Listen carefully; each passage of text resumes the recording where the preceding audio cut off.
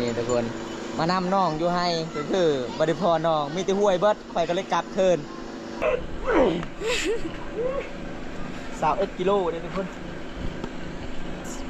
อะไรรับเนาะ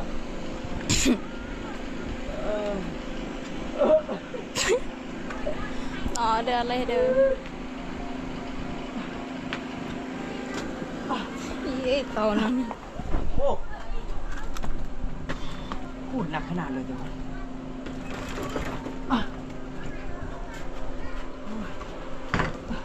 น้องฮากามาแต่ให้แต่ส่วนเลยมื้อนี้บำตากะสิไปนำน้องก็คือน้องก็คือมื้อนี้ก็ออกเสียหญ้า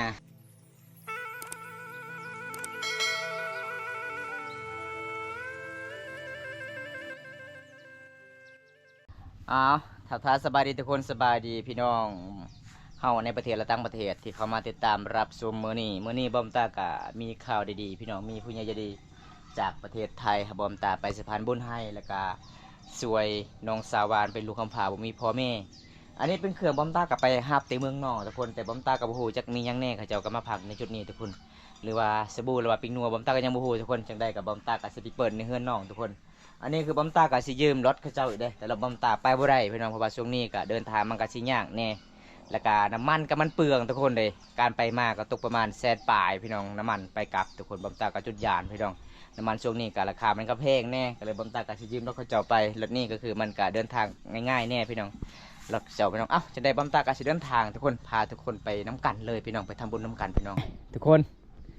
มื้อนี้ฝนฟ้าอากาศมันก็สิฝนตกแน่เดินทางน้ำกันพี่น้องวันนี้เดินทางโอ้โคตรไกลเลยทุกคนแต่จำเป็นก็คือบอมตากะสีได้ไปสะพานบุญให้ผู้ใหญ่ใจดีปกติก็คือบอมตากะเดินทางไม่ได้ทุกคนแล้วก็มีผู้ใหญ่ใจดีเติมค่าน้ำมันรถ100,000 กีบทุกคนเลยบอมตากะเอาเงินบอมตาอีกมาใส่แทนพี่น้อง100,000 กีบมันก็บ่หอด100,000 กีบก็ได้แต่เพียงแต่3 ลิตรทุกคนในหมู่บ้านเฮาราคามันแพงน้ำมันที่เจ้าขายบ้านน้องมันก็สิไก่เติบได้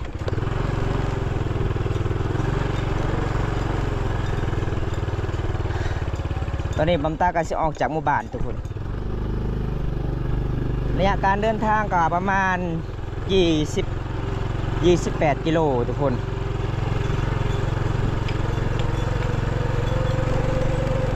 บอมตาก็ใส่น้ำมันรถเขาเจ้าเนี่ยยืมรถเขาเจ้าทุกคนเลยคำบริษัทเขาเจ้าก็บอกให้ไปพี่น้องบอมตาก็บังเอิญได้ทำบุญอิลีได้พี่น้องถ้าคนอื่นเขาเจ้าก็บอกไปทุกคนเลยเพราะว่าช่วงนี้ก็ช่วงหน้าฝนเป็นหมู่บ้านที่เราเดินทางมันกับคามน้ำคามเซมีห้วยสลอยที่ห้วยที่อันตรายแต่ระยะการเดินทางวันนี้กะ100,000กะน้ำมันมันกะสิบพอทุกคนบอมตากะเอาเงินบอมตาอีกเติมใส่บริ150,000 กีบทุกคนแล้วก็จึงหอหมู่บ้านน้องเพราะว่าบ้านน้องก็เป็นหมู่บ้านอยู่ตามตีนภูเขาเดินทางก็สิลำบากเนี่ย3 แสน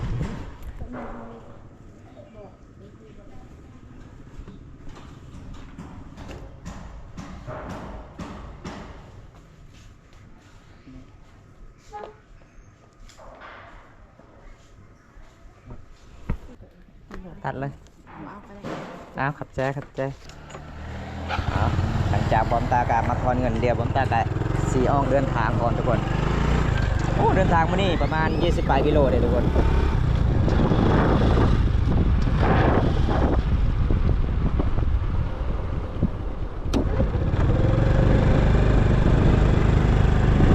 ป้าทุกคนว่าสิเดินทางมานี่สุดท้ายฝนตกห้ามอีกแล้วพี่น้องเลยตอนนี้บอมตากาสิออกจากเมืองนองหมู่บ้านบอมตาหาเมืองนองกับประมาณ4 กิโลเลยทุกคนแต่เมืองนองหาบ้านนองประมาณ24 กิโลโอ้โคตรไกลเลยเพราะว่าหมู่บ้านนองกับเป็นหมู่บ้านนอกจากตัวเมืองเป็นหมู่บ้านตามตีนภูเขามันก็สิใกล้เลยทุกคนเลยเดินทางมานี่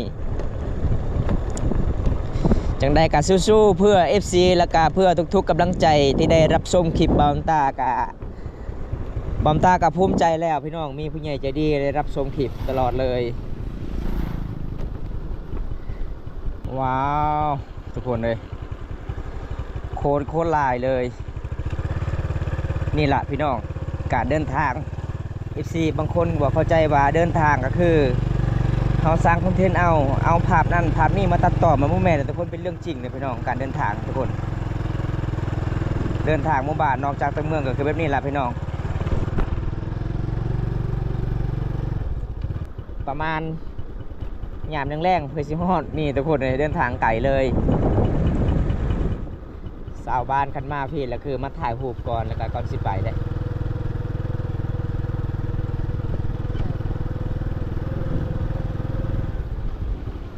บรรยากาศอยู่ที่สะพานเบตงเซลาโนงข้ามไปหมู่บ้านสะบึกบ้านตาลิงเป็นเก่าหมู่บ้านนี่ทุกคนซุ่มเผาตัวซุ่มเผามังกรมีผู้สาวงามๆเนาะมาถ่ายรูปตลอดเลย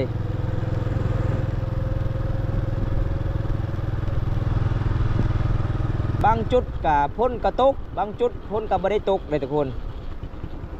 กับมันเป็นเรื่องง่ายเลยทุกคนเลยเพื่อมาหอดหมู่บ้านน้องเลยทุกคน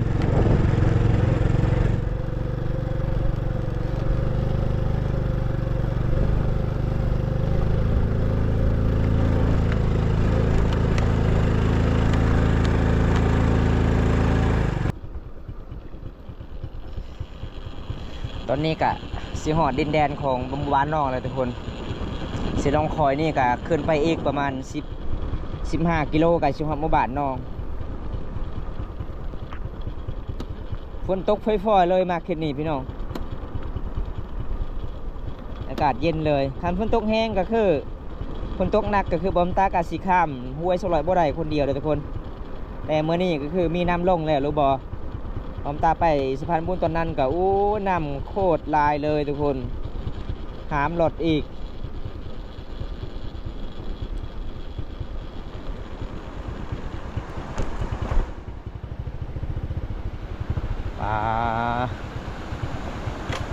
นำไปได้อยู่ทุกคนไปได้อยู่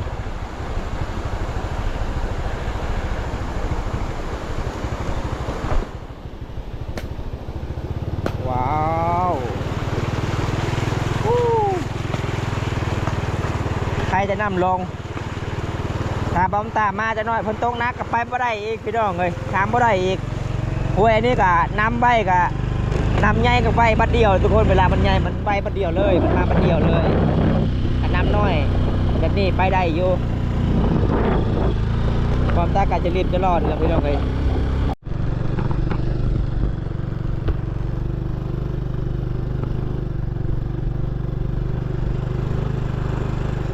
ฟังดูเลยฝนตกแห้งเลยจุดนี้พี่น้อง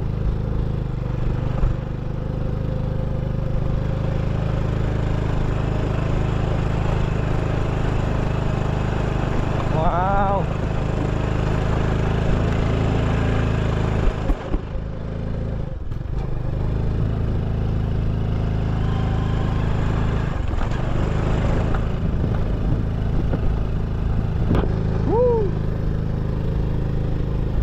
สุดยอดเลยพื้นที่บ้านน้องรถจะเบิ้ลไม่ไหวเลยทุกคน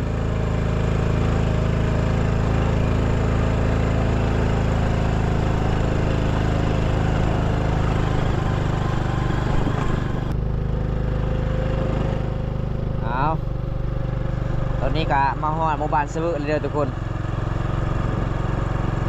โอ้เดินทางมานี่มันก็สิยากแน่ฝนตกทุกคนเลยมันก็สิบ่กล้าเดินปันไดพี่น้องฝนตกในช่วงในหน้าฝนทุกคนมันอันตรายเลยเพื่อสิฮอดหมู่บ้านนี้ก็ตกประมาณชั่วโมงป่ายบ่ตาเดินทางทุกคนฝนตกระหว่างการเดินทางอันนี้คือหมู่บ้านสะบึกพี่น้องยังอีกแต่บ้านสะบึกหาบ้านน้องกับประมาณยังอีกประมาณ4-5 ลักนี่แหละทุกคนหมู่บ้านสะบึกเมืองน้องเป็นหมู่บ้านนอกจากตัวเมืองหมู่บ้านที่มีสัญญาณโทรศัพท์หมู่บ้านติดกับตีนภูเขาเด้อทุกคนบ้านนี้ก็มีไฟฟ้าใส่ได้แต่สัญญาณโทรศัพท์ไม่ค่อยมีเลย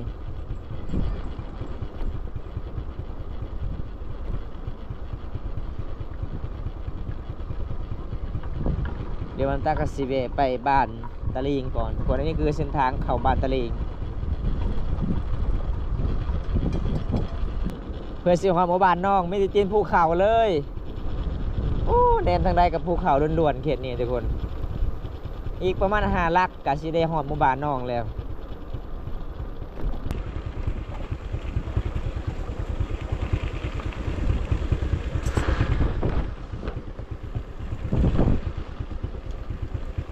ตาเส้นทาง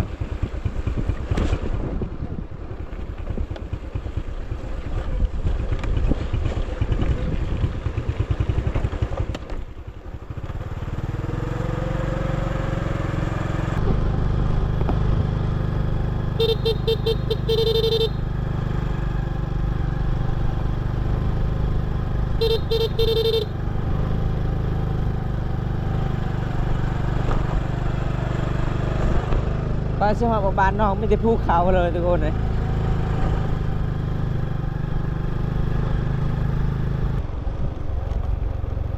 โอ้ฝนตกเลยทุกคนหมู่บ้านน้องพี่น้องประมาณ3 ลักกับเชียงใหม่หมู่บ้านน้องเลยทุกคนเป็นหมู่บ้านที่สุดเลยในเมืองน้องเฮากับหมู่บ้านนั่นแหละพี่น้องตามตีนภูเขาก็จะดำรงชีวิตเฮ็ดให้เฮ็ดสวนภูเขาอยู่บนดอยมานี่ก็ติดต่อน้องบ่ได้ทุกคนบอมตาไปแบบหลักๆเลยแล้วก็มีพญายดีบอมตาไปสะพานบุญให้แล้วก็พญายดีใส่ค่าน้ำมันรถการเดินทาง100,000 กีบแล้วก็บอมตาเอาเงินบอมตาเองใส่50,000 กีบพี่น้องจึงไปใดจึงไปหอดไปกลับทุกคน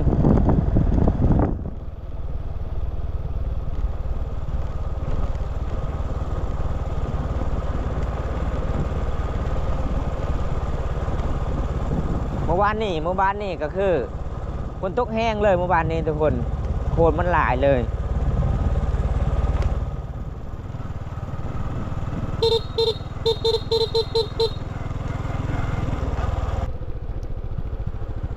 โอ้ใครพี่น้องมาเมื่อนี้ก็น้ำการลดลงได้ปกติน้ำจุดนี้ท่วมเบิดไปบ่ได้เลย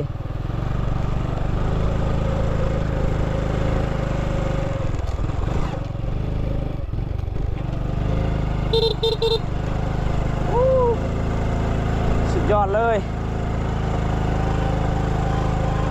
เปิดสินค้าหมู่บ้านน้องอมตาออกจากบ้านประมาณ1 โมงตอนนี้กะประมาณ3 โมงแรกแล้วทุกคน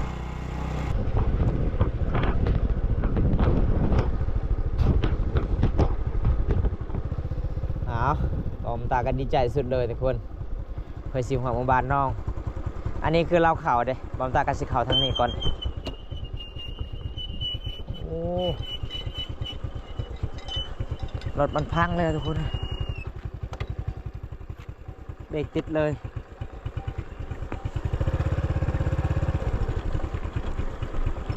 บอมตากันสิได้เข่าหมู่บ้านเลยตอนนี้อันนี้คือเราเข่าก่อนสิเข่าหมู่บ้านต้องเห็นเราเข่าก่อนนอกจากบ้านขับมาได้ฟอน้องมานี่ก็โอ้ยพี่น้องเลย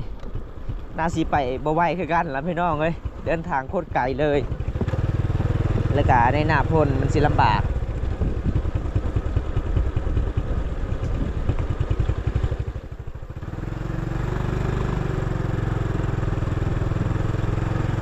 สบายมากเลยให้เจ็ดสวนดำรงชีวิต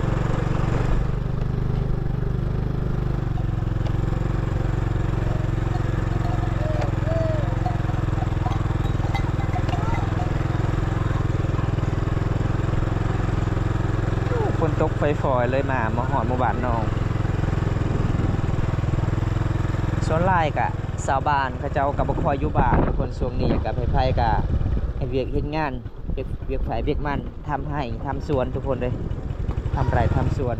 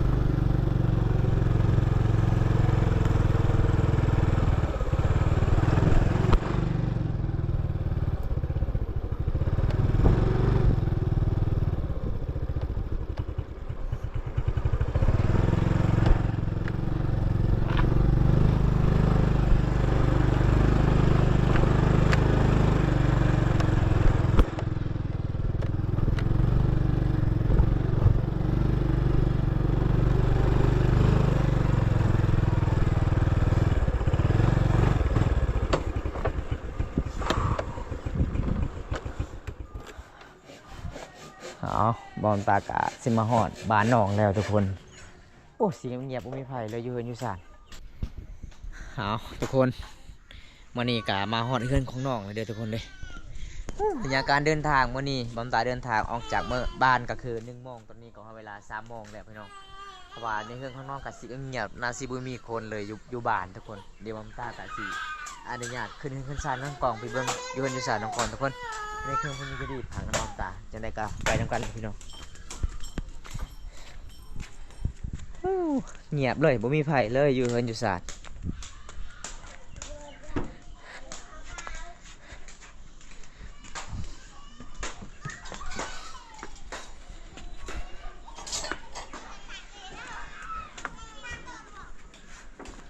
โอ้เห็นสาวแทนสบานไปไส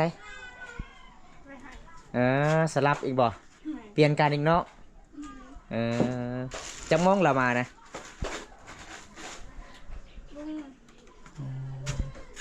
เจ้าบ่ได้ร้องไห้บ่มื้อนี้บ่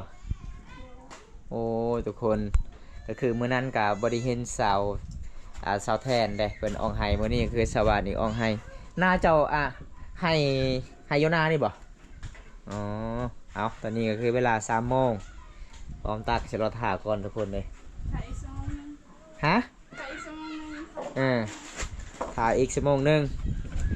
ขัน1 ชั่วโมงประมาณแล้วเลยมีคนจับแล้วอยู่ป่า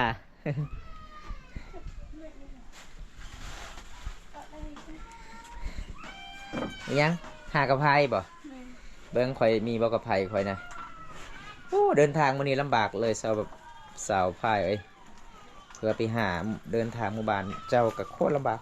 บ่มีแล้วลืมแล้วข่อยก็บ่มีกระไพ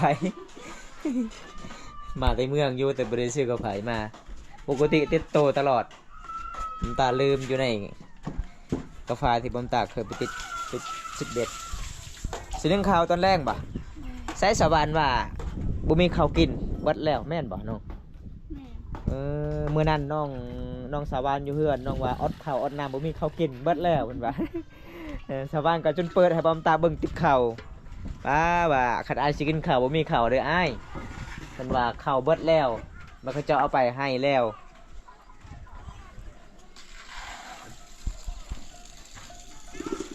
มามื้อนี้บังเอิญที่พ่อสาวพายทุกคนเพราะว่าสาวบ้านก็ขออยู่นำเพื่อนสาวพายนี่แหละพี่น้องดำรงชีวิตเพราะว่าสาวบ้านก็เป็นลูกคำพาบ่มีพ่อแม่ตั้งแต่น้อยก็เลยขออยู่นำข้าเจ้าแล้วก็อีเม่พ่อของสาวพายก็มาเลี้ยงจนหอดใหญ่ปานนี้ทุกคนแต่เมื่อนั้นก็คือสาวบ้านว่าผิดกันกับอีเม่เจ้าอีกบ่ปากบ่เว้ากันแม่นบ่ เรื่องไหนก็ผิดกันนะโอ้แสดงว่าเจ้านี่บ่ได้สังเกตเรื่องเขาเนาะ เรื่องไฟเรื่องมันเนาะ ชาวบ้านว่าโอ้ข่อยออกให้นี่ข่อยฟิตกันเนาะสาวข่อยก็เลยบ่ได้ออกให้เด้แล้วบ่ เราไปแล้วก็เมื่อ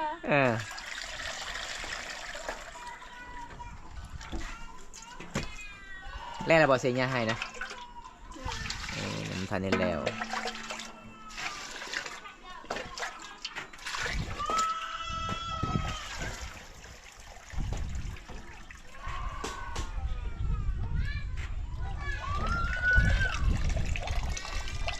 ไปทุกคนบางตากับชิโรทาน้องก่อนก็เลยบังเอิญที่พอสาวฝ่ายกับอัปเดตวิถีชีวิตสาวฝ่ายเลยพี่น้องในหมู่บ้านนี้แล้วก็หลังจากนั้นลำบางตารถทาน้องมาแต่หายใจชวนแล้วก็มอบเครื่องคองให้น้องๆทุกคนแล้วก็มีคุณยายดีจากประเทศไทยสงสารน้องๆแล้วก็มียังในบอมตาก็ยังโมโหในพี่น้องอยู่ในอาเกตที่บอมตาเอามาเมื่อนี้เนี่ยการเดินทางกับอ้าวบ่มีกระไผ่สินึ่งข้าวได้บ่มีกระไผ่นะฮะไปคอยบ่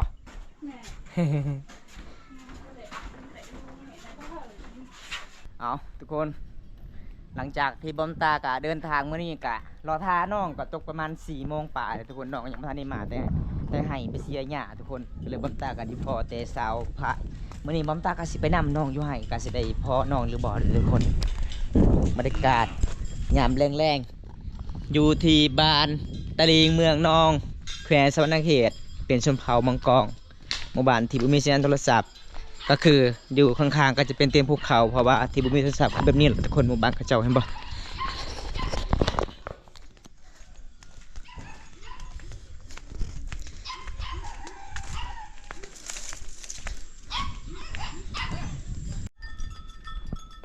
ป่า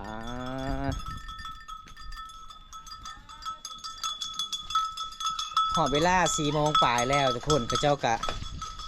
เมื่อไปเลี้ยงงัวได้ตามเขตชนบทอันนี้คือเส้นทางให้ของน้องด้วยทุกคน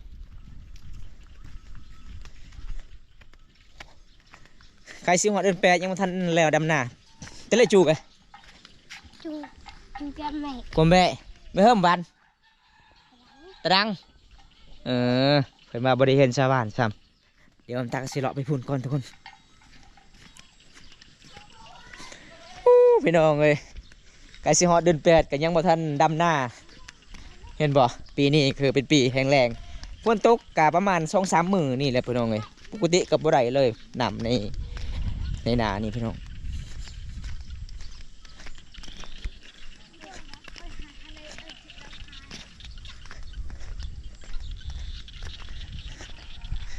หมู่บ้านหากเขาเจ้าบริเฮ็ดสะพานนี่ไปบ่ได้พี่น้อง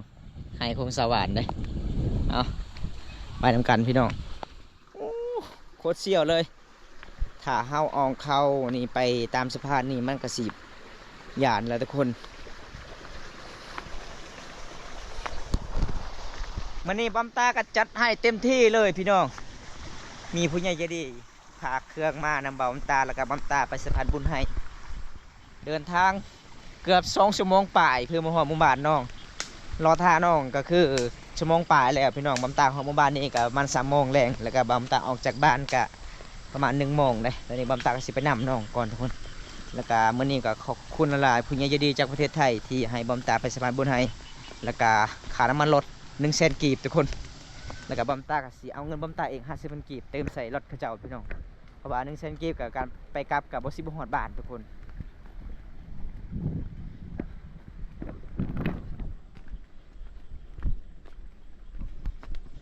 เอาล่ะทุกคนเลย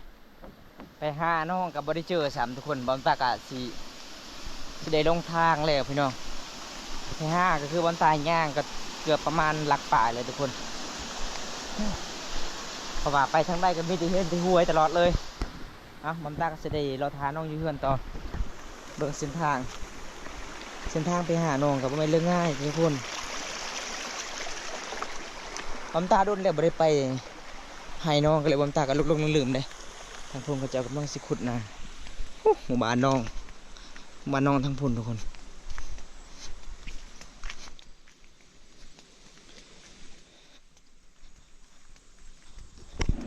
โอ้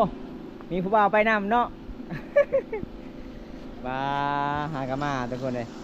เจ้าอยู่ไซสวรรค์คือคอยไปหาเจ้าบ่เห็นอยู่หน้านะอยู่ให้บ่โอ้เจ้าย่างเอาบ่น้อง อย่าพาเอาขึ้นนี่ก่อนขึ้นได้บ่ สบายดี FC กันเด้อนี่ทุกคนมานำน้องอยู่ให้ก็คือบริพรน้องมีแต่ห้วยเบิดข่อยก็เลยกลับคืนเอาจับให้ก่อนเดี๋ยวไอ้สิแกะให้ถ่ายเป็นบ่เดี๋ยวสิเปิดให้น้องก่อน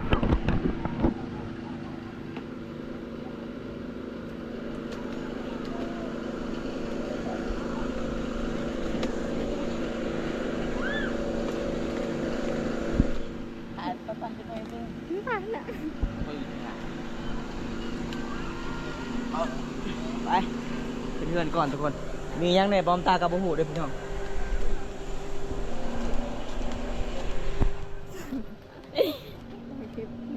เดี๋ยวอันนี้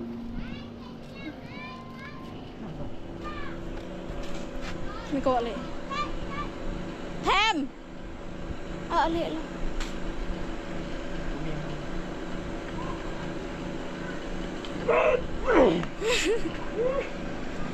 21 กิโลเลยทุกคนได้รับเนาะ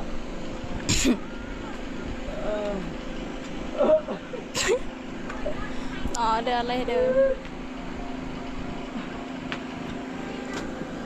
ยี่ตอนนั้นโอ้เบาๆขนาดพูดหนักขนาดเลยทุกคน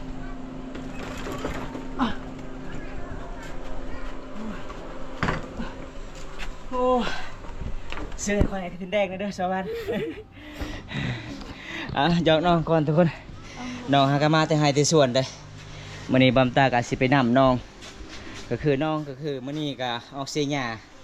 ก็เลยสาวานอยู่เฮือนอยู่ศาลทุกคนบ่แม่นสาวานสาวผาอยู่เฮือนอยู่ศาลเด้เปิดลังเบิงสาวานมีหยังแน่อยู่นี่นะคอยกับบ่ฮู้คือกันเด้แกะสกอตมัดเปิดมัดก้อนอันนี้นะมันเท่าไหร่ส่วนปัดดอก